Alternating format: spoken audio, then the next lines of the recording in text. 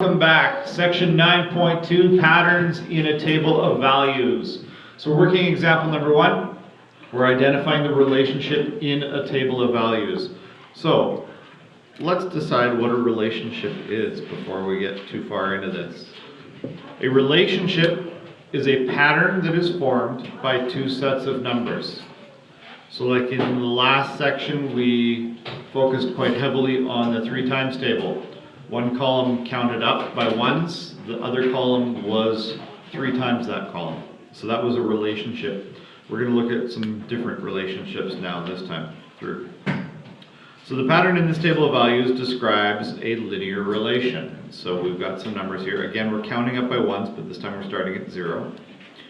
And in the next column, we've got a different set of numbers.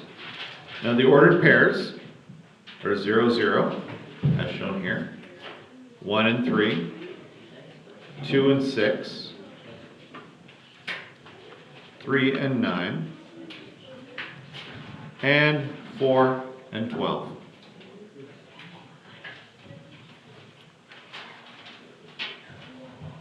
So now we're going to plot these points on a graph.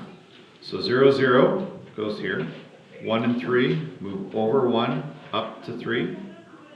2, 6, we move from start of the origin, go over 2, up 6, puts a point right there. Then 3 and 9, so again start at the origin, go to 3, up to 9. And then lastly 4 and 12, start at the origin, over 4, up 12, gives us a point right there. And once again, we can see that these form a straight line, starting on the origin and then moving diagonally.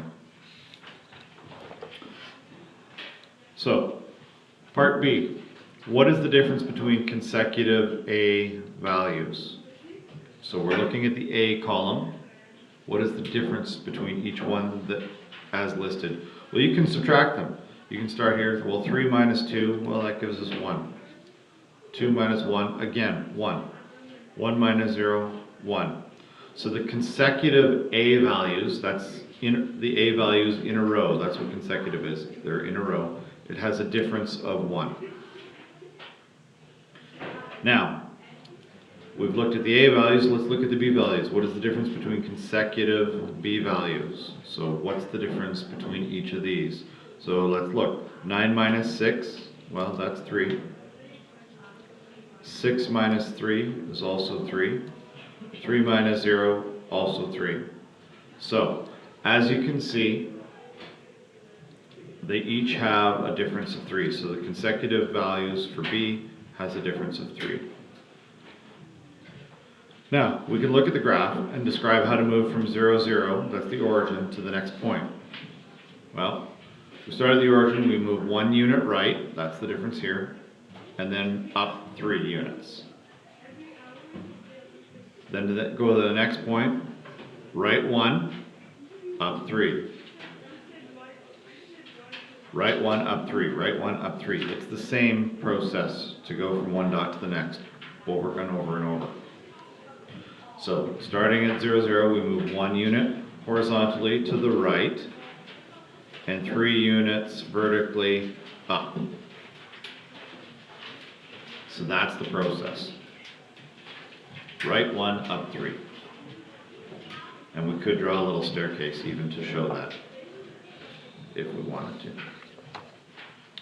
So now, we're being asked to write an expression of B in terms of A.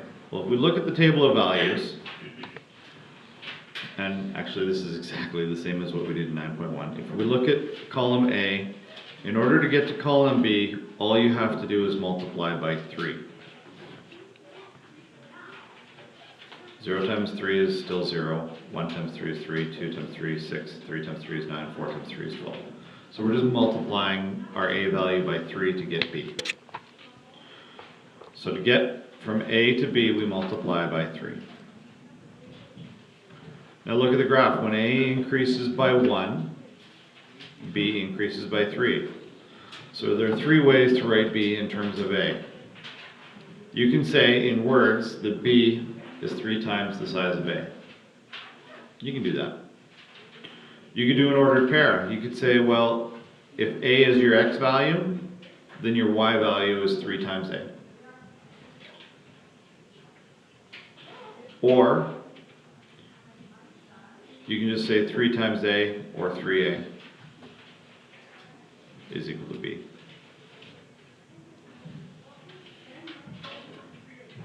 So there's a few different approaches on that. So that's the starting intro to this. We've got a show you now. See what you can do with it. Give it a go.